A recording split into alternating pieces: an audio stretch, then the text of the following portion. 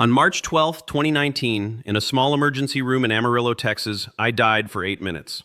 Let me say that again because even now, years later, those words still feel impossible coming out of my mouth. I died. Not almost, not technically. I was gone. Flatlined. The monitors went silent, my heart stopped beating, and for 8 full minutes I was no longer in my body. I remember the cold fluorescent lights above me, the kind that hum, the kind that make everything look pale and washed out. I remember staring up at them, feeling the strange pressure in my chest, like someone had placed a cinder block right on top of my sternum. I remember the nurse leaning over me, her face too close, her voice too loud. "Mr. Patterson, can you hear me? Stay with us." But I couldn't answer.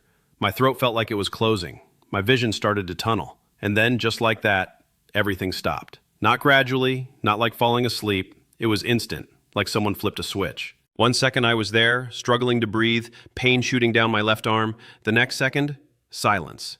Complete silence. The kind of silence that doesn't exist in the living world. No heartbeat in my ears, no air moving in my lungs, nothing. And I wasn't in the room anymore.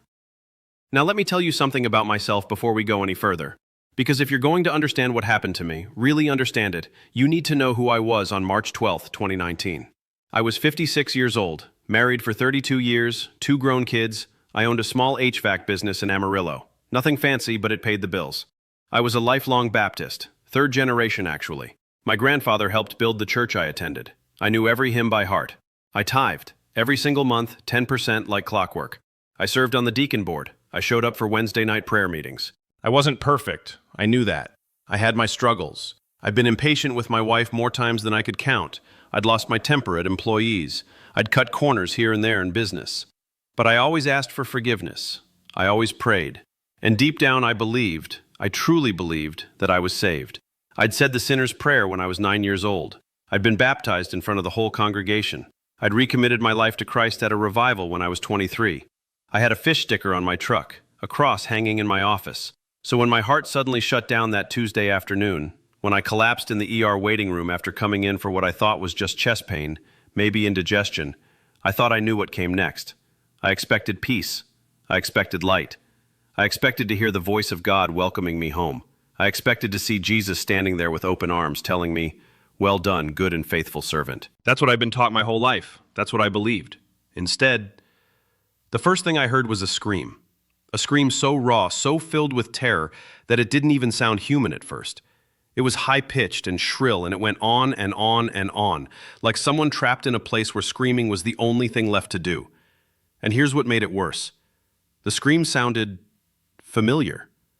I couldn't place it at first. I didn't know who it was. But somewhere deep in my mind, somewhere I couldn't quite reach, I recognized it. Like hearing a voice from your childhood that you haven't heard in decades, but your body remembers before your brain does. I tried to move, tried to look around, but I couldn't see anything. There was no light, no shapes, no ground beneath me. Just darkness. Not the comfortable darkness of closing your eyes at night. This was thick, oppressive, alive. And cold. God, it was cold. The kind of cold that seeps into your bones and makes you feel like you'll never be warm again. That's when the panic hit me. I opened my mouth to call out, to yell for help, to pray, to do something, but no sound came out. It was like my voice had been taken from me. I was completely, utterly alone in this darkness, and I couldn't even scream. My mind was racing. This isn't right. This isn't what's supposed to happen. I'm saved. I'm a Christian. I've been baptized. I believe in Jesus. Where is he? Where's the light? Where's the peace? But there was no answer. Just that scream, still echoing somewhere in the distance. And then I heard something else. Voices. Dozens of them. Maybe hundreds. All talking at once, overlapping. Like being in a crowded room where everyone is arguing and no one is listening. But these weren't normal voices. They were accusatory, bitter, mocking. And they were talking about me. I couldn't make out individual words at first. It was all just noise, chaotic and overwhelming. But then slowly phrases started to break through. You said you loved God, but you loved comfort more. You said you trusted Jesus, but you never really gave him control. You went to church, but you never truly worshipped. Each voice felt like a knife, not a physical pain, worse than that. It was like they were peeling back layers of my soul, exposing things I'd buried, things I'd justified, things I'd convinced myself didn't matter. I wanted to argue. I wanted to defend myself. I wanted to say, no, you don't understand. I did believe. I did serve. I did. But I couldn't. Because somewhere in the deepest part of me, I knew they were right. And that's when the real terror set in. Not the fear of the darkness, not the fear of the voices, but the fear that maybe, just maybe, I'd been wrong about everything. Then, just as suddenly as it started, everything shifted. The darkness didn't go away, but it changed. It was like someone turned on a dim light, not bright enough to see clearly, but enough to make out shapes. Shadows, movement, and standing in front of me, maybe 10 feet away, was a figure. At first, I hoped, it was Jesus. I thought, finally, he's here. He's going to take me out of this place. But as my eyes adjusted, I realized it was Jesus. But not the Jesus I'd imagined. Not the gentle, smiling Jesus from the Sunday school paintings. Not the Jesus with the soft eyes and the lamb on his shoulder. This was Jesus. But his face was filled with sorrow. Deep, unbearable sorrow. The kind of sorrow that makes you feel like your chest is going to cave in just looking at it. He didn't say anything at first. He just looked at me. And in that look, I saw everything. Every lie I'd told myself. Every time I'd chosen my reputation over his truth. Every moment I'd claimed to follow him but walked my own way. Then he spoke. His voice was quiet, but it filled the entire space around me. I want to show you something. And before I could respond, the darkness opened its mouth again. But this time, I wasn't alone. Looking back now, from the other side of what happened to me, my life looked stable on the outside. More than stable, actually. It looked good. It looked like exactly what a Christian life was supposed to look like. I was married to the same woman for 32 years, Karen. We'd met in college at a church picnic. We had 2 grown kids, a son who worked in IT down in Austin, and a daughter who was a teacher here in Amarillo. I had a steady job at Bartlett Grain and Seed Company. I'd been there for almost 20 years. I wasn't rich, but I was comfortable. We owned our house outright. We took a vacation every summer, nothing fancy, usually just driving out to Colorado or New Mexico. I went to church every Sunday, First Baptist, same church I'd grown up in. I sat in the same pew, 3rd row from the back on the left side. I shook hands with the same people. I sang the same hymns. I knew when to stand, when to sit, when to bow my head. I was part of a men's Bible study that met twice a month at the Cracker Barrel on I-40. We'd order coffee, split some appetizers, and go through whatever study book the group had picked. Usually something by Max Lucado or Charles Stanley. Good, solid, biblical teaching. From the outside, I was doing everything right. But inside I was slipping. And the terrifying thing is, I didn't even realize it was happening. It wasn't like I woke up one day and decided to walk away from God. It wasn't some dramatic rebellion. I didn't stop going to church. I didn't start drinking or gambling or cheating on my wife. I wasn't living some secret double life. No, it was quieter than that. Slower. Like a boat drifting off course so gradually that you don't notice until you look up and realize you're miles from where you started. I was still in church, but I had become a lukewarm Christian. You know what I mean? The kind Jesus talks about in Revelation. The kind he says he'll spit out of his mouth because they're neither hot nor cold. The kind that thinks they're fine because they're not doing anything really bad, but they're not doing anything truly good either. I wasn't praying anymore, not really. Oh, I'd bow my head before meals. I'd say a quick, "Lord, help me through this day," in the truck on the way to work. But actual prayer? The kind where you pour your heart out to God? The kind where you listen for his voice? I hadn't done that in years. I wasn't reading the Bible anymore either, not outside of church or Bible study. My Bible sat on my nightstand, unopened except for Sundays when I'd bring it to church, flip to whatever passage the preacher was teaching on, and then close it again. I wasn't forgiving anymore. That one's hard to admit, but it's true. I held grudges, small ones mostly, against people at work who'd gotten promotions I thought I deserved, against neighbors who let their dogs bark at night, against family members who'd said things that rubbed me the wrong way during holiday dinners 5, 10 years ago. I'd say I forgave them. I'd tell myself I was being the bigger person. But inside, I kept a mental list. I kept score. And I wasn't listening to the Holy Spirit anymore. You know that small, quiet voice that nudges you? The one that says, you should call that person and apologize. You should help that family you heard about at church. You should stop and pray right now. I'd stopped listening to that voice. I'd learned to drown it out with noise. Talk radio in the truck, TV at home, keeping my mind busy with work and errands and anything else so I didn't have to sit in the quiet and hear what God might be trying to say. And the worst part? I didn't even notice. I thought I was fine. I thought I was doing okay. I mean, I wasn't perfect, but who is? I figured God understood. I figured grace covered it. I figured as long as I wasn't doing anything really bad, I was still on the right side of the line. But I was wrong, because somewhere along the way my heart had changed, and I didn't see it until it was too late. It started showing up in little ways. I started judging people. Quietly, of course, not out loud, at least not at first. just in my head, just little comments to myself. I'd see someone at church struggling with their kid and think, well, if she raised her son better, he wouldn't be acting like that. I'd hear about someone's marriage falling apart and think, he wouldn't be drinking if his wife was more supportive. I'd overhear conversations about theology or politics and think, those folks just don't understand the Bible like we do. It felt small, petty, but harmless. I mean, I wasn't saying it to their faces, I wasn't spreading gossip, or at least I told myself I wasn't. I was just observing, noticing, being honest about what I saw. But it wasn't harmless. It was poison, and it was spreading. Because after a while, those thoughts started coming out. Not in big dramatic ways, just little comments here and there. A raised eyebrow, a sigh, a sentence that started with, well, I'm not trying to judge, but... And the people around me noticed. My wife noticed. She didn't say much at first. She's not the confrontational type. But I could see it in the way she'd look at me sometimes when I made a comment about someone at church. A look that said, that's not who you used to be. My son noticed. He stopped calling as much. When we did talk, the conversations were surface level. Weather, sports, work, nothing real. But it was my daughter who finally said something. It was about a year before my heart attack. We were sitting at the kitchen table after Sunday dinner. Karen had gone to the living room to watch something on TV, and it was just me and Emily, finishing our coffee. She'd been quiet all through the meal. I could tell something was on her mind. And finally, she just said it. Dad, I don't feel safe telling you anything anymore. I remember the way my chest tightened when she said that. Not physical pain, not yet, but something deeper, something I didn't want to look at. I tried to laugh it off. What are you talking about? Of course you can talk to me. But she just shook her head. Her eyes were filling with tears. No, I can't.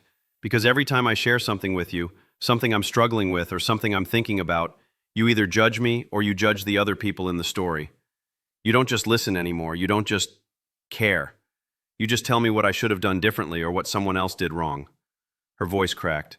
And I'm tired of feeling like I have to be perfect around you, like I have to have all the answers or you're going to be disappointed in me. I didn't know what to say. I wanted to argue. I wanted to defend myself. I wanted to tell her she was overreacting, that she was being too sensitive, that I was just trying to help. But I couldn't, because deep down I knew she was right. Her words cracked something in me. Not broke, not yet, just cracked. Like a windshield that gets hit by a rock on the highway. You can still see through it, you can still drive, but you know it's damaged. You know it's only a matter of time before it spreads. But I pushed the feeling aside. I told myself she was going through a hard time. I told myself she'd understand someday when she was older. I told myself I didn't have the energy to deal with it right now. And I drowned myself in busyness. I took on more projects at work. I volunteered for more committees at church.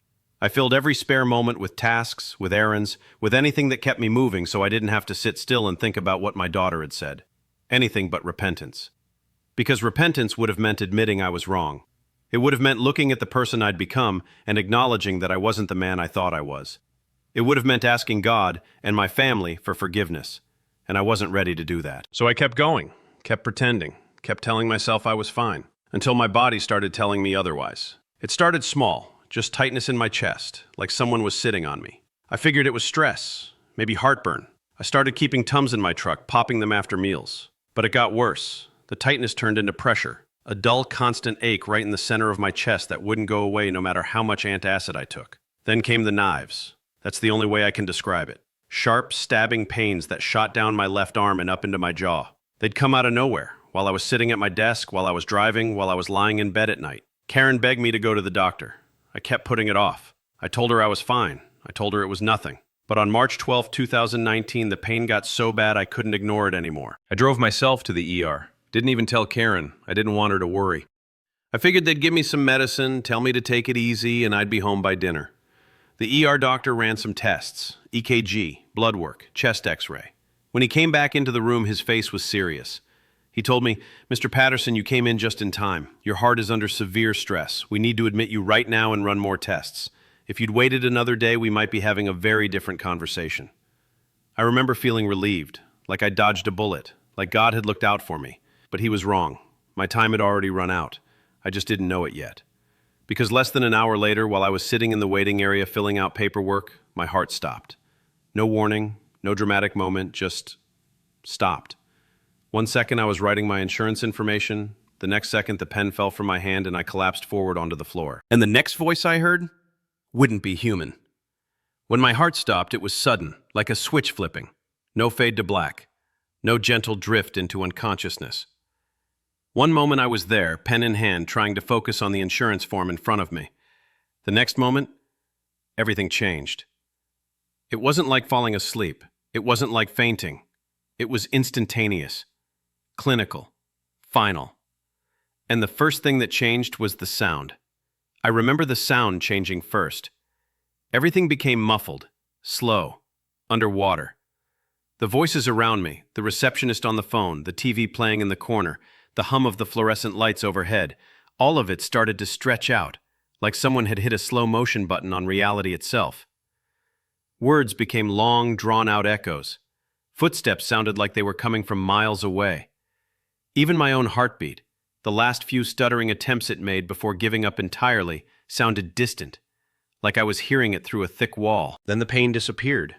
Just gone. The crushing weight in my chest, the knives shooting down my arm, all of it evaporated in an instant. I remember being shocked by how sudden it was. 1 second agony, the next second nothing. But it wasn't relief I felt. It was wrongness, because my body felt like it was behind me, or under me, or somewhere else. I couldn't see it yet, but I could feel the separation happening, like I was being slowly peeled away from my own skin, like I was a hand pulling out of a glove. I remember thinking, am I floating? And then I was. Not metaphorically, not symbolically. I was actually, physically, or spiritually, I guess, floating above my own body. I could see myself down there, slumped forward in the plastic chair, head tilted at an unnatural angle, pen still loosely gripped in my right hand. My face was gray, my mouth hung open slightly. I looked dead, because I was. I could see the receptionist standing up now, her mouth forming words I couldn't quite hear anymore. She was pointing at me, calling for help. A nurse came running from somewhere behind the desk, and all I could think was, that's me down there, that's my body, but I'm up here. The room shrank into silence. Not the kind of silence where it's just quiet. This was deeper than that, heavier. Like the air itself had been sucked out of the space and replaced with something thick and suffocating. The sounds of the ER, the beeping monitors, the rolling carts, the voices, all of it faded into nothing. It was like someone had pressed mute on the entire world. And in that silence, I felt it. A pull. It started gentle, almost comforting at first, like a hand on my shoulder guiding me backward. Not forcing, just inviting. For a split second, I felt relief. I thought, okay, this is it. This is what happens. I'm going to go now. I'm going to see Jesus. I'm going to see heaven. But the pull didn't stop. It kept going. Stronger. Faster.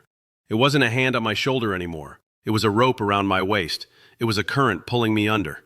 I tried to resist, tried to stop, but I couldn't. I had no body to fight with, no muscles to push against. I was just being pulled, backward, through my own body, into a tunnel. I don't know how else to describe it. One moment I was in the ER looking down at myself. The next moment the room dissolved around me and I was inside something. A space, a passageway. It wasn't made of anything solid. There were no walls, no floor, no ceiling, but I could feel boundaries. I could sense that I was moving through something, even though I couldn't see where it began or ended. The colors weren't black or gray. That's what I expected. That's what you always hear about, right? The tunnel of light, the darkness before the light. But this wasn't like that. The colors were alive, moving, breathing. They shifted and pulsed around me like smoke, like water, like something organic. Dark purples, deep reds, sickly greens. They swirled together, separating and rejoining, forming shapes that almost looked like faces, but dissolved before I could focus on them. And they were cold. Not temperature cold, though it was cold. But cold in a deeper way, lifeless, empty, like staring into a void that had never known warmth or light or hope. For one fleeting second I thought this must be the tunnel to heaven, because that's what I'd been taught, right? You die, you go through a tunnel, and at the end of the tunnel is light, is Jesus, is home. I was wrong. Because the temperature dropped, not gradually, all at once. It went from cold to freezing. The kind of cold that makes your bones ache. The kind that seeps into your soul and makes you feel like you'll never be warm again. And the pull, the gentle pull that had started this whole thing, became violent. It wasn't guiding me anymore. It was dragging me. Yanking me forward or backward or down, I couldn't tell anymore, with a force I couldn't fight. I tried to scream, but I had no voice. Tried to grab onto something, but there was nothing to hold. I was completely, utterly powerless.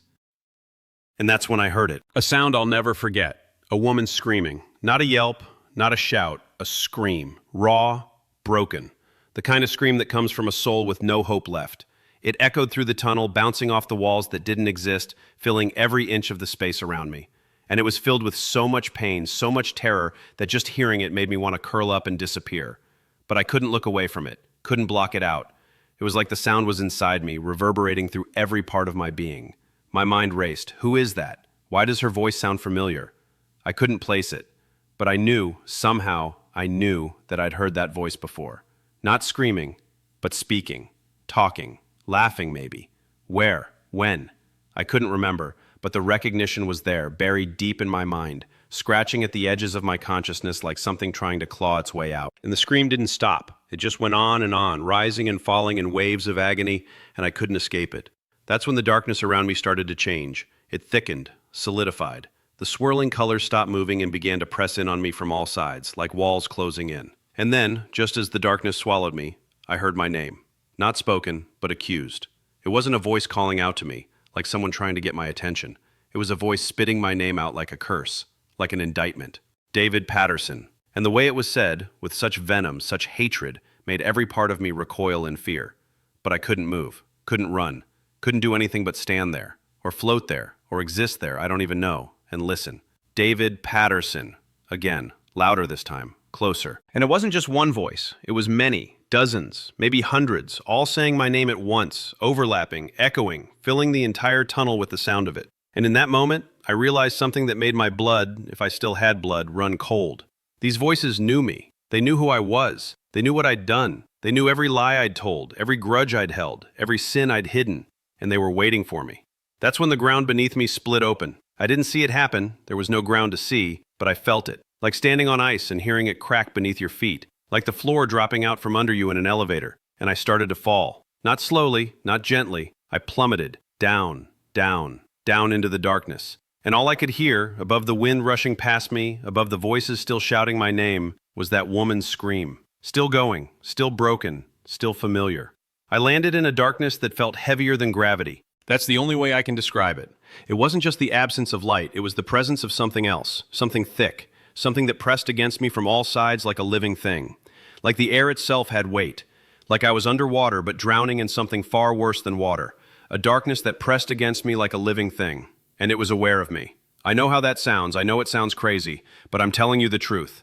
The darkness wasn't passive, it wasn't empty. It was conscious. It was watching, waiting. I tried to move, but I couldn't tell if I was moving or standing still. There was no ground beneath my feet, or maybe there was, but I couldn't feel it. There was no sense of up or down, left or right, just pressure, everywhere. I could see nothing. My eyes, or whatever I was using to perceive things in this place, were open, but there was nothing to see, just blackness. Endless, suffocating blackness. But I could hear. Oh God, I could hear. Whispers. Thousands of them, maybe millions, all around me, overlapping, layered on top of each other like static on a broken radio. Some were too faint to make out, just murmurs, hisses, fragments of words that dissolved before I could understand them. But others were clear, painfully clear. I'm sorry. I'm so sorry. Please, someone help me. It's too late. It's too late. Why didn't I listen? Why didn't I believe? Voices filled with regret, with anguish, with a kind of sorrow so deep it didn't even sound human anymore. And then there were the cries, not whispers, screams, wails, the kind of sounds you hear in your worst nightmares and hope you never hear in real life. They came from everywhere and nowhere all at once, some close, some far away, some sharp and sudden, others long and drawn out like they'd been going on for years and would never stop. And beneath it all there was another sound, a low, grinding noise, like metal tearing, like bones breaking, like the earth itself was being ripped apart. Regret echoed in the air like smoke. That's the best way I can put it. It wasn't just a sound. It wasn't just a feeling. It was a presence, a thick, choking presence that filled every inch of the space around me. Regret for things done. Regret for things left undone. Regret for chances missed, for words unsaid, for lives wasted. And it was suffocating. I tried to cover my ears, but I had no hands. Tried to close my eyes, but the darkness was already total. There was no escape from it. And then, that same familiar voice screamed again. Why didn't you stop? Why didn't you help me? My blood froze. If I'd had blood in that moment, it would have turned to ice, because I recognized it. Not just recognized it, I knew it. Deep in my soul, I knew exactly who it was. It was my sister, my older sister, Linda. The realization hit me like a freight train. Every muscle, or whatever I had in that place, tensed. Every thought in my mind came to a screeching halt. Linda. Linda, who overdosed when I was 28 years old, who died alone in a motel room in Oklahoma City with a needle in her arm and nobody there to hold her hand. Linda, who I hadn't spoken to for 2 years before she died. 2 years! We'd had a falling out. Over what I can barely even remember now. Something stupid. Something about money or family drama or the way she was living her life. She'd gotten into drugs in her early 20s, started with pills after a car accident, then moved on to harder stuff. By the time she was 30, she was in and out of rehab, burning through jobs, burning through relationships, and I judged her. I judged her so harshly. I told myself I was being righteous. I told myself I was upholding biblical standards. I told myself that I couldn't enable her destructive behavior by staying in her life. But the truth I never wanted to admit, I was ashamed of her. Ashamed of what people at church would think if they knew my sister was an addict. Ashamed of how her choices reflected on me. Ashamed that I couldn't fix her. So I cut her off. I stopped returning her calls, stopped inviting her to family gatherings, stopped praying for her even. I told myself she was irresponsible, a lost cause. And when she died, when my mom called me crying, telling me they'd found Linda's body, I felt sad. Of course I did. But I also felt relieved. Relieved that I didn't have to worry about her anymore. Relieved that I didn't have to deal with her problems. Relieved that the embarrassment was over. I never said that out loud. I barely even admitted it to myself. But here, in this place, there was no hiding from it. Her voice twisted through the darkness, not blaming, but grieving. It wasn't an accusation exactly. It was worse than that. It was sorrow. Pure, unfiltered sorrow. Grieving that I never showed her the grace I preached about on Sundays. I'd stood in church and sang about amazing grace. I'd taught Sunday school lessons about how God's love covers all sins, how no one is beyond redemption. But when it came to my own sister, I gave her judgment, not grace. Grieving that I never forgave her. She'd hurt me. She'd lied to me. She'd stolen from our parents to buy drugs. She'd said things she couldn't take back, and I held on to all of it. Every grudge, every disappointment, every wound. I told myself I'd forgiven her, but I hadn't, not really. Grieving that I never once told her about salvation when she needed it most. That one cut the deepest. Because I called myself a Christian. I called myself a believer. I went to church. I read my Bible. I talked about Jesus with people who already believed. But when my own sister was dying, slowly, painfully, publicly, I never once sat down with her and talked to her about salvation. Never told her that Jesus loved her. Never told her that no sin was too big for God's forgiveness. Never told her that there was hope, even in her darkest moment. I was too busy judging her to save her. And now she was here, in this place, and I couldn't undo it. In the darkness, figures moved. I still couldn't see clearly, but I could sense them. Shapes, human, but broken. Some were hunched over, like they were carrying unbearable weight. Others were frozen in place, like statues trapped in their own torment. Still others moved frantically, pacing back and forth, searching for something they'd never find. And every single one of them was filled with regret. Every regret, every harsh word, every secret sin, they were alive here. This wasn't a metaphor, this wasn't symbolic.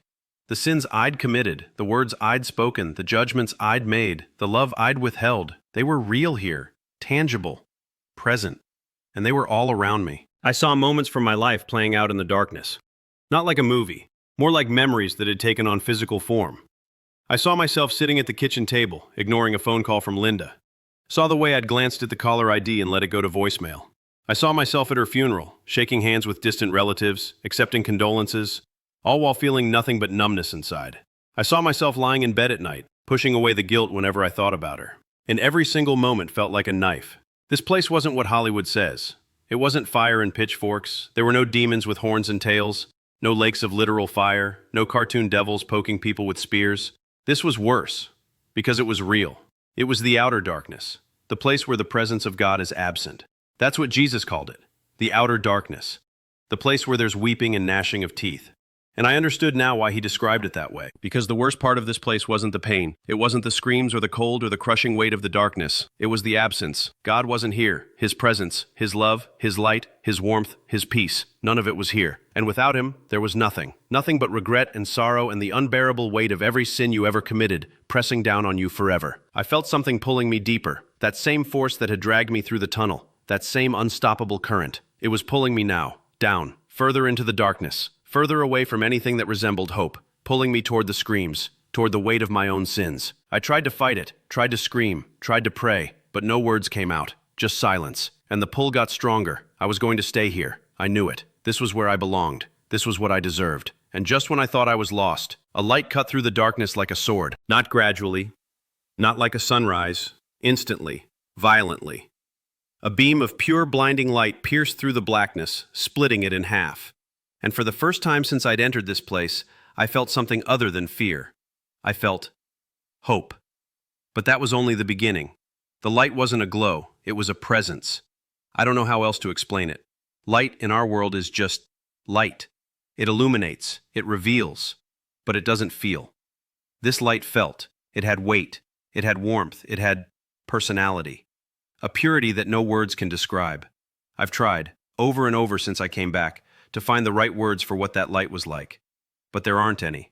Not in English, not in any language. It was white, but not the white of paper or snow. It was brilliant, but it didn't hurt to look at. It was overwhelming, but not in a crushing way. It was pure. Pure in a way that made me instantly aware of how impure I was, how stained, how broken. But it wasn't condemning, not yet. It was just there, present, undeniable. I was lifted out of the darkness and placed before what I now know as a 360-degree life review. I didn't walk, didn't climb. I was just suddenly somewhere else. The darkness was gone. The screams were gone. The oppressive weight, gone. I was standing, or floating, I couldn't tell, in a space that felt infinite. Not empty, but vast. Like I was inside something too big to comprehend. And all around me, in every direction, my life began to unfold. Moments from my life unfolded all around me, not as memories, but as emotional realities. This wasn't like watching a movie. It wasn't like flipping through a photo album or scrolling through old videos on your phone.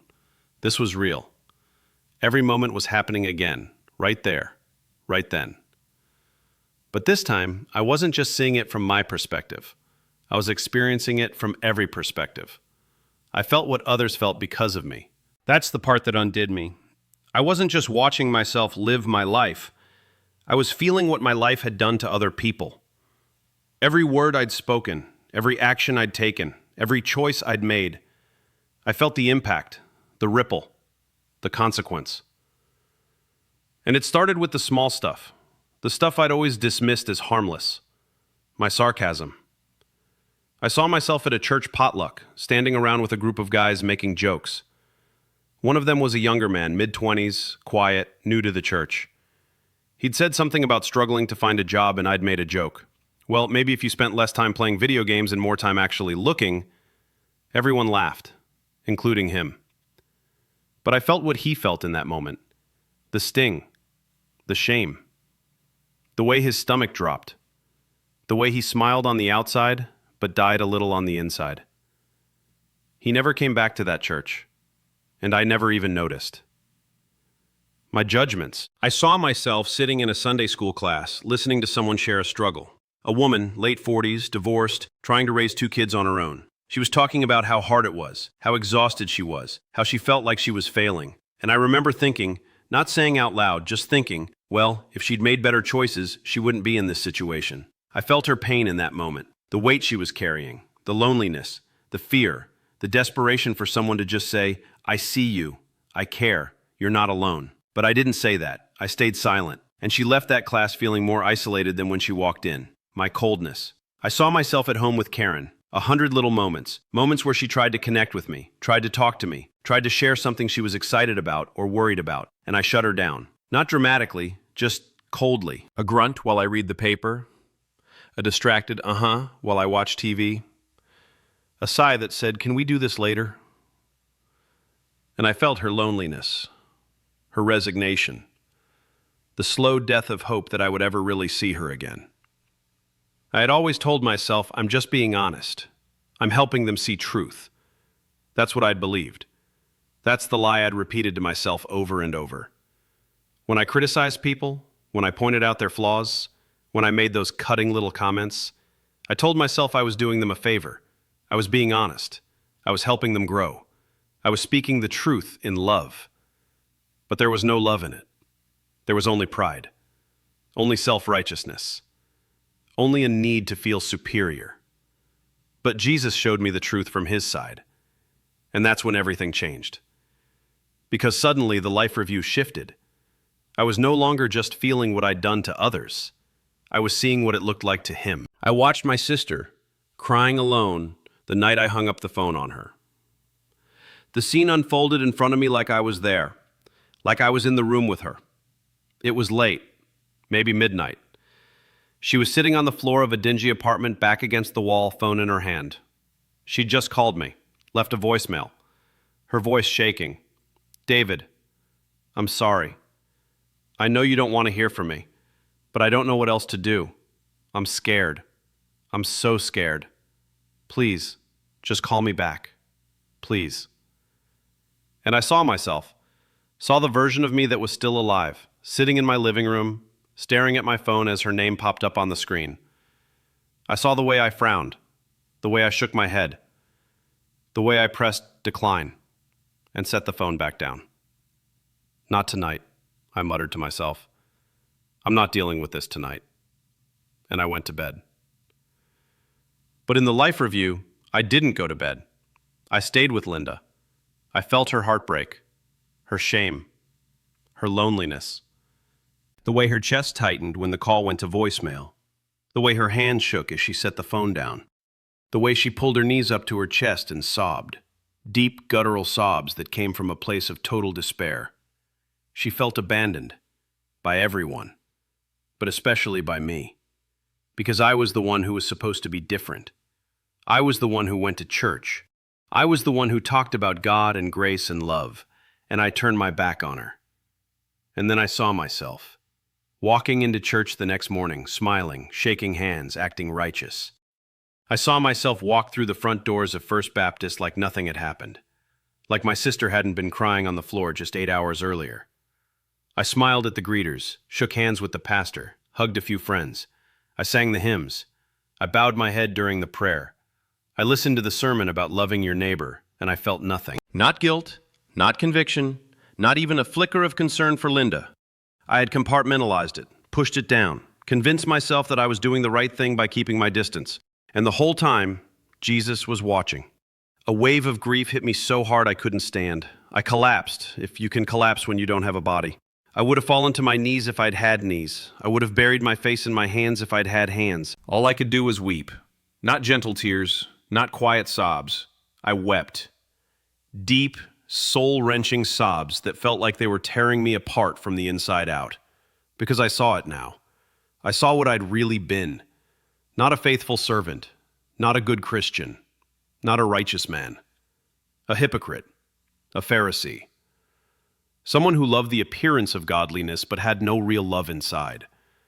And then I heard his voice for the first time. Not thunder, not anger. A whisper. It was so quiet, so gentle, but it cut through everything. Through the grief, through the shame, through the noise in my own mind. It was the voice of Jesus, and he said, "I called you to love, but you were too busy being right." Those words shattered me, because they were true. He'd called me to love. He'd given me opportunities, so many opportunities, to show his love to the people around me, to my sister, to my wife, to my kids, to the people at church, to strangers. But I didn't, because I was too busy being right, too busy correcting people, too busy judging them, too busy making sure everyone knew that I had the answers and they didn't. I collapsed, weeping, undone. There was nothing left of the man I'd thought I was. No pride, no self-justification, no excuses. Just brokenness. I wanted to disappear, to dissolve into nothing, to cease to exist. Because existing meant facing the truth of what I'd become. But then he said something that broke me even deeper. "You walked away from people I sent you to rescue." That one hit differently. Because it wasn't just about what I'd done to others. It was about what I'd failed to do.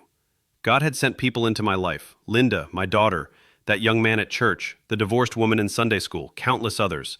And I'd walked away from them. Not because I didn't know what they needed, but because it was inconvenient, because it was uncomfortable, because it required me to actually love instead of just talking about love. I thought my journey was over. In that moment, I truly believed that was it, that I'd seen what I needed to see. The judgment was coming. that I was going to be sent back into the darkness, or worse, and that would be the end. I deserved it. I knew I deserved it. It wasn't. Because that's when Jesus stepped forward. Not metaphorically, not symbolically. He stepped forward, out of the light, into the space where I was. And for the first time I saw his face. Jesus stood before me, not like art, not like imagination. I'd seen paintings of Jesus my whole life, in Sunday school classrooms, on church bulletins, in illustrated Bibles. Blonde hair, blue eyes, soft features, gentle smile, holding a lamb. That wasn't what I saw. This was nothing like those paintings, nothing like the sanitized, Americanized version of Jesus I'd grown up with. This was him, more real than reality. That's the only way I can say it. He was more solid, more present, more there than anything I'd ever experienced in my physical life. It was like everything I'd ever seen on earth was just a shadow, a faded copy, and he was the original. His face wasn't what I expected. It was Middle Eastern, weathered, strong. The face of someone who had worked with his hands, who had walked miles in the sun, who had lived a real, physical life. But his eyes held a love so overwhelming I couldn't look away. I've heard people talk about the eyes being the window to the soul. I never really understood that until that moment. When I looked into his eyes, I saw everything. I saw mercy. I saw sorrow. I saw strength. I saw compassion. But most of all, I saw love. Not the sentimental kind. Not the shallow, surface-level kind we throw around so easily. This was deep, unshakable, eternal. It was a love that knew everything about me, every sin, every failure, every dark thought I'd ever had, and still looked at me with tenderness. And I couldn't look away, couldn't turn my head, couldn't hide. Not because he was forcing me to look, but because for the first time in my life I was truly seen, and I didn't want to be anywhere else. He called me by my name, David. His voice was quiet, steady, but it filled the entire space around us. Not the name others use, but the name only he knows. I can't explain this part. It's one of those things that doesn't translate into words. He said David, but it wasn't just my earthly name. It was deeper than that. It was like he was speaking to the core of who I really was, not the person I'd pretended to be, not the mask I'd worn for decades, but the real me, the me that God had created, the me I'd buried under layers of pride and performance and pretending. And hearing him say it broke something open inside me. I never wanted you in the darkness, he said. His voice was filled with sorrow, not anger, not disappointment in the way we think of it, like a parent scolding a child. It was grief. He was grieving over me, over what I'd become, over where I'd ended up. But your heart was drifting, and you stopped walking with me. The truth of those words hit me like a punch to the chest, because he was right. I had drifted, slowly, quietly, so gradually that I didn't even notice it happening. I'd stopped walking with him, stopped talking to him, stopped listening for his voice. I'd kept all the outward behaviors, church, Bible studies, prayer before meals, but my heart had wandered far away. I tried to speak. The words came tumbling out, defensive, desperate. No, Lord, I went to church. I wanted to list all the things I'd done, all the ways I'd served, all the proof that I was a good Christian. But before I could finish, he raised his hand gently, not to silence me, but to comfort me. It was a gesture so tender it made me want to weep all over again. He wasn't angry. He wasn't cutting me off because he didn't want to hear my excuses. He was stopping me because he knew I didn't need to defend myself. He already knew. He'd always known. And then he spoke again. You served me with your schedule, but not with your heart. That sentence destroyed me, because it was true. Every word of it. I'd served him with my schedule. I'd shown up. I'd checked the boxes. I'd done the activities. Sunday morning? Check. Wednesday night prayer meeting? Check. Men's Bible study? Check. Tithing? Check. But my heart wasn't in it. I wasn't doing any of it because I loved him. I was doing it because it was what I was supposed to do. It was what good Christians did. It was how I maintained my reputation. It was performance, not worship.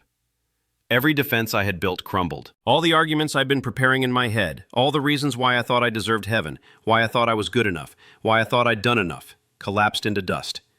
There was nothing left to say, nothing left to hide behind. I was completely exposed, completely undone. And all I could do was stand there, broken and ashamed, before the one I'd claimed to follow but never truly loved. Then he showed me something that stunned me. My future, if I returned. The space around us shifted, not dramatically, just subtly. like a curtain being pulled back.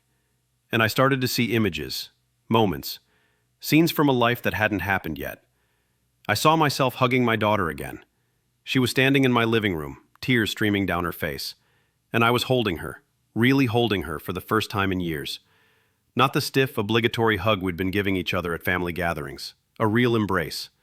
The kind that says, I see you, I love you, I'm sorry. And I heard myself saying words I'd never said before. I was wrong, Emily. I'm so sorry. I judged you when I should have loved you.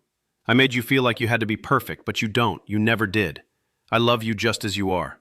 And I felt her shoulders shake as she sobbed into my chest. I saw myself praying with strangers, in a coffee shop, in a parking lot, at a gas station. People I didn't know, people who looked nothing like me, people who didn't go to my church or share my background. But I was stopping, listening, asking them how I could pray for them. And I saw the looks on their faces when I did, surprise, gratitude, relief, like they'd been waiting for someone to care. I saw myself standing in small churches, telling people exactly what he was telling me now. Not big stages, not mega churches, just small congregations in rural towns and struggling neighborhoods. And I was telling my story, this story, telling them about the darkness, about the life review, about the moment I realized I'd been a hypocrite. And I was telling them the one thing I'd failed to understand for most of my life. Love matters more than being right. The images faded, and I was back in the presence of Jesus. He was looking at me with such intensity, such hope, that it made my chest ache. You have a mission, he said. Your time is not finished. A mission. The word echoed in my mind. I'd spent my whole life thinking I was on a mission for God, but I'd been on a mission for myself, for my own comfort, my own reputation, my own self-righteousness. This was different. This was a real mission, a purpose, something he was entrusting to me.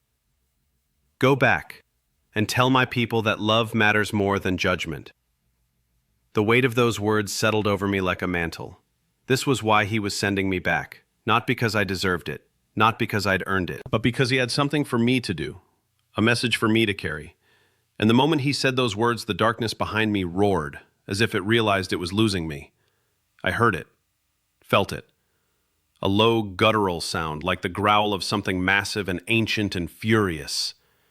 The darkness I'd been pulled from, the outer darkness, the place of regret and despair, it surged forward, reaching for me, trying to pull me back. And I felt terror rise up in my chest, because part of me believed I still belonged there. Part of me thought I deserved to stay in that place. But Jesus didn't move, didn't flinch, didn't step back. He just stood there, between me and the darkness, as solid as a mountain. And the darkness couldn't touch me, couldn't reach me, because he was there. Jesus touched my shoulder. His hand was warm, real, physical somehow, even though I no longer had a physical body.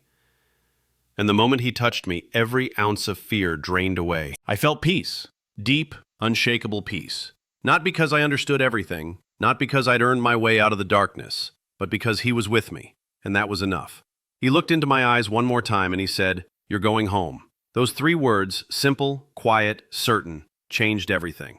I wasn't staying in the darkness. I wasn't lost. I wasn't abandoned. I was going home. Not because of anything I'd done, but because he had decided it. Because he had grace. Because he had mercy. Because he had a purpose for my life that wasn't finished yet. And then the light swallowed everything. Not gradually, not gently, all at once. The presence of Jesus, the space around us, the darkness behind me. All of it disappeared into pure, brilliant, overwhelming light. And I felt myself moving again, being pulled, but not by the darkness this time, by the light, by him. I was going home. I woke up to needles, shouting, bright lights. The transition was violent. One second, I was surrounded by pure light, wrapped in the presence of Jesus, moving through something infinite and peaceful. The next second, I slammed back into my body, and it hurt. God, it hurt. My chest felt like it was on fire. Not metaphorical fire, real, searing, physical pain that radiated from the center of my sternum out to every nerve ending in my body. It felt like someone had taken a branding iron and pressed it directly onto my heart. I gasped, or tried to. My lungs wouldn't cooperate at first. They felt stiff, heavy, like I'd forgotten how to breathe. And then the sounds came flooding in. Voices, loud, overlapping, urgent voices. "We've got a pulse. Paddles down, he's back. Mr. Patterson, can you hear me?" Beeping. Constant, rapid beeping from machines I couldn't see. Footsteps. People running. The squeak of shoes on linoleum. And light. blinding, artificial fluorescent light stabbing into my eyes. I couldn't open them fully. Everything was too bright, too sharp, too much. A nurse screamed, "He's back! We've got him!" I felt hands on me, pulling, adjusting, pressing. Someone was checking my pulse. Someone else was adjusting an IV in my arm. Another voice was calling out numbers I didn't understand. My body felt wrong, heavy, foreign. Like I'd been wearing a perfectly fitted suit for 8 minutes, and now I was trying to climb back into a coat 3 sizes too small. Everything hurt. My chest, my arms, my head. But worse than the pain was the confusion. Because part of me wasn't ready to be back. Part of me was still there, in that space with Jesus, in the light, in the presence that was more real than anything I'd ever known. And now I was here, in this broken, dying body, in this harsh, loud, chaotic room. But I wasn't. Not fully. I tried to speak, but my throat was raw. I tried to move, but my body wouldn't respond. All I could do was lie there, tears streaming down my face, while the medical team worked around me. Not for a while. The first few hours were a blur. They moved me from the ER to the ICU, hooked me up to more machines, ran more tests. A cardiologist came in and talked to me in a calm, measured voice about what had happened. Something about ventricular fibrillation, about how my heart had stopped, about how they'd performed CPR and used the defibrillator twice before getting me back. "You're very lucky," he said. 8 minutes is, well, it's a long time. Most people don't come back from that. And if they do, there's usually significant brain damage. He paused, studying my face. "But you seem alert, responsive. That's remarkable." I nodded, but I wasn't listening, not really. Because I couldn't stop thinking about what I'd seen, what I'd felt, where I'd been. Karen came in sometime that first night. Her face was pale, her eyes red and puffy from crying. She grabbed my hand and squeezed it so tight it hurt. "Don't you ever do that to me again," she whispered, her voice breaking. "Don't you ever leave me like that." I tried to smile, tried to tell her I was okay, but I wasn't okay. I wept nonstop for 3 days. I'm not exaggerating. 3 full days I could not stop crying. It would come in waves. Sometimes quiet tears that just rolled down my cheeks while I stared at the ceiling. Other times deep, gut-wrenching sobs that shook my whole body and made the nurses rush in to check on me. I couldn't explain it to anyone, couldn't put it into words. How do you tell someone that you've seen the other side? That you've been to the edge of hell and back? That you've stood in the presence of Jesus and felt the weight of your own sins crushing you? You can't. Not in a way that makes sense. So I just cried. Every time I closed my eyes, I saw my sister's face in the darkness, and Jesus' eyes in the light. The 2 images were burned into my mind, inseparable, overlapping. Linda's face, twisted in anguish, screaming my name, accusing me, grieving over what I'd failed to give her. And Jesus' face, looking at me with that unbearable mixture of love and sorrow, seeing everything I'd done and everything I'd failed to do, and still offering me grace. I couldn't reconcile it, couldn't process it. All I could do was weep. My family didn't know what to do with me. Karen sat by my bedside for hours, holding my hand, whispering prayers, asking me what was wrong. My son flew in from Austin. He stood at the foot of my bed, arms crossed, looking uncomfortable. He'd never been good with emotions. "Dad, you okay?" he asked. I nodded, but I wasn't. Emily came too, my daughter, the one I'd hurt so badly with my judgment and coldness. She stood in the doorway at first, hesitant, like she wasn't sure if she was welcome. When I saw her, I started crying again, harder this time. She rushed to my side, her own tears starting to fall. "Dad, what's wrong? Are you in pain? Should I get the nurse?" I shook my head, grabbed her hand. "I'm sorry," I choked out. "Emily, I'm so sorry." She looked confused. "For what?" "For everything. For not listening. For judging you. For making you feel like you couldn't talk to me." Her face crumpled. She pressed her forehead against my hand and sobbed. We stayed like that for a long time, both of us crying. Both of us broken, both of us just beginning, to heal. The doctor said, "People don't come back after 8 minutes like this." He came in on the 3rd day, Dr. Alvarez, the cardiologist who'd been overseeing my care.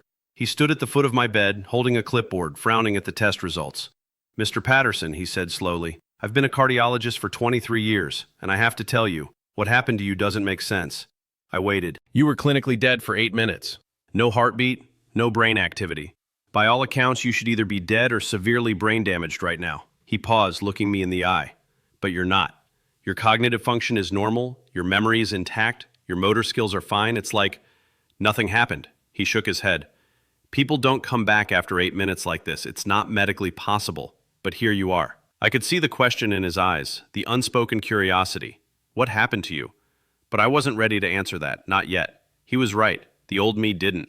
The man who walked into that ER on March 12, 2019, the man who'd spent 56 years building a life of performance and pretending and pride, didn't come back.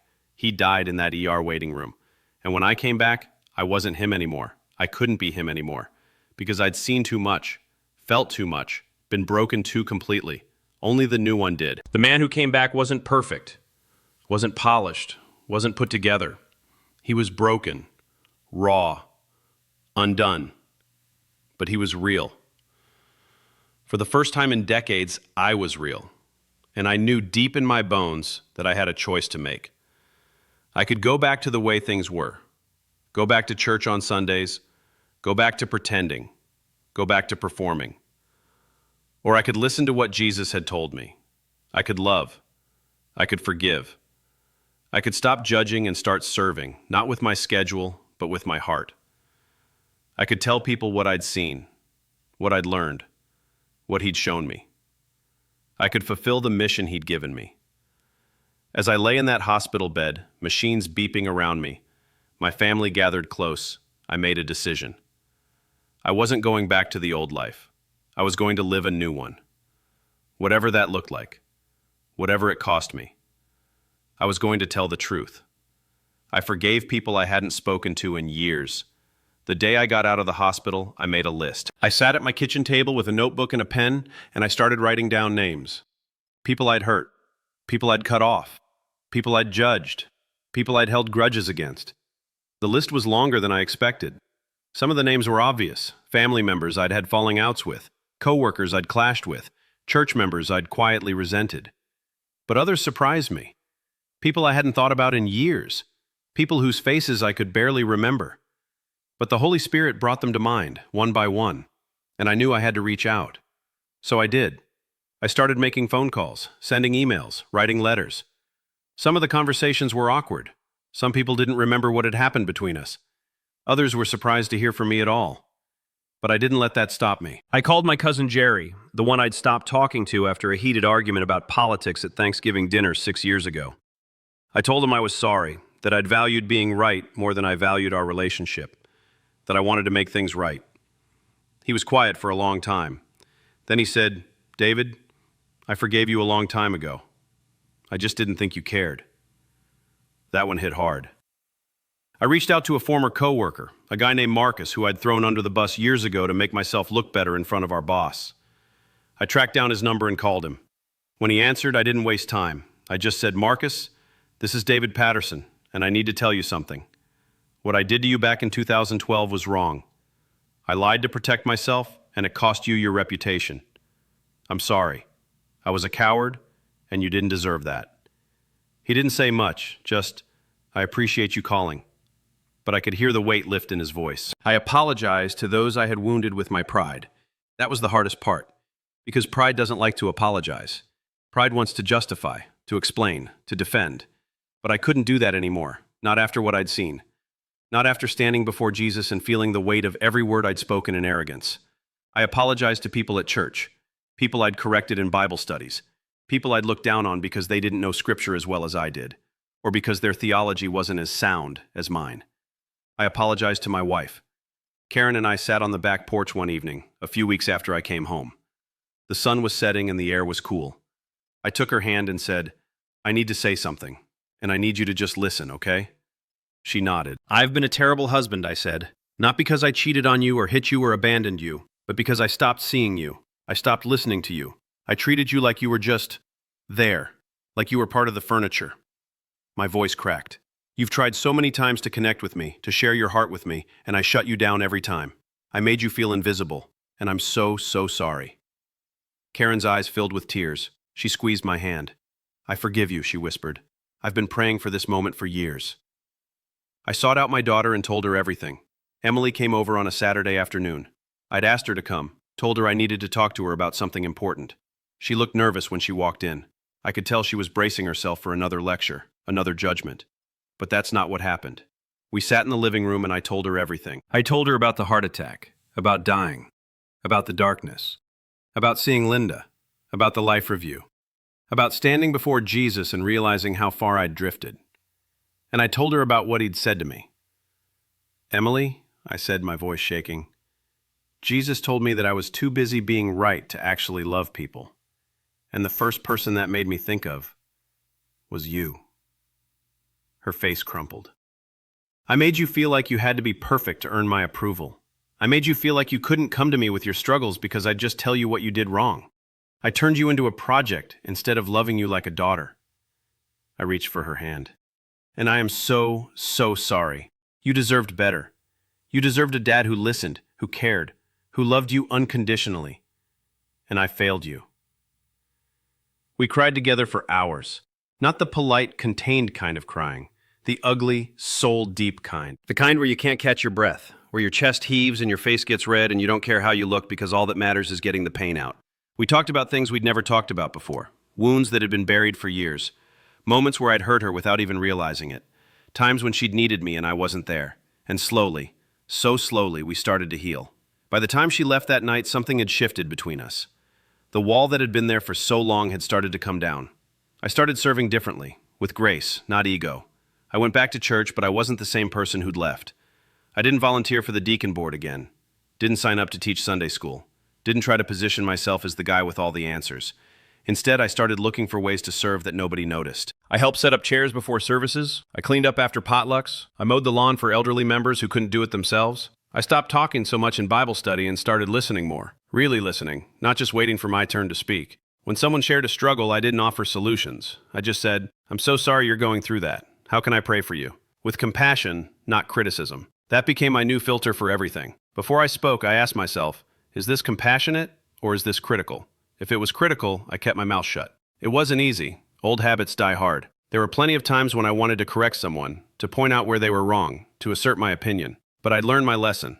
Love matters more than being right. So I bit my tongue. I prayed for humility. I asked the Holy Spirit to help me see people the way Jesus saw them. And slowly over time, it got easier. I tell my story to anyone who will listen. At first, I wasn't sure if I should. I mean, who was I to stand up and talk about what happened? I wasn't a pastor. I wasn't a theologian. I was just a guy who'd spent most of his life getting it wrong. But then I remembered what Jesus had told me. Go back and tell my people that love matters more than judgment. So I started sharing. Small at first, with friends, with people at church, with anyone who asked, "So what was it like when you died?" And then the invitations started coming. A small Baptist church in a neighboring town asked me to share my testimony on a Sunday night. Then a men's retreat. Then a youth group. I wasn't polished. I didn't have fancy slides or a rehearsed speech. I just told the truth. And people listened. Not to scare them, but to remind them that love is the evidence of walking with the Lord. That's the message I share every time. Not fire and brimstone. Not turn or burn. Just the simple truth that Jesus taught from the very beginning. Love God, love people. Everything else is just noise. You can have perfect theology. You can memorize the entire Bible. You can attend every service and volunteer for every committee. But if you don't have love, real, sacrificial, unconditional love, you're just making noise. And I should know, because I spent 56 years making noise. But now I'm trying to love. Imperfectly, stumbling, failing sometimes, but trying. If you're hearing this, I want to leave you with something. If you made it this far, if you've been listening to my story, watching this video, then maybe there's a reason. Maybe the Holy Spirit is nudging you right now. Maybe there's something in your own life that needs to change. Maybe there's someone you need to forgive, someone you need to apologize to, someone you need to love better. Don't wait. Don't make the same mistake I did. Don't assume you have time. Don't assume everything is fine. Don't assume that going through the motions is enough. It's not. Jesus doesn't want your schedule. He wants your heart. Take a moment after this video and talk to God. He's been waiting. I'm serious. Don't just move on to the next video. Don't just close this tab and go about your day. Stop. Sit in the quiet and talk to him. Tell him where you're struggling. Tell him where you failed. Tell him about the people you've hurt and the grudges you've been holding. He already knows, but he wants to hear it from you. And then listen. Really listen, because he's been waiting for this moment. He's been waiting for you to stop performing and start being real with him. And I promise you, he won't turn you away. No matter what you've done, no matter how far you've drifted, no matter how long it's been since you really talked to him. He's waiting, with open arms, with mercy, with grace. So go to him and let him change your life the way he changed mine.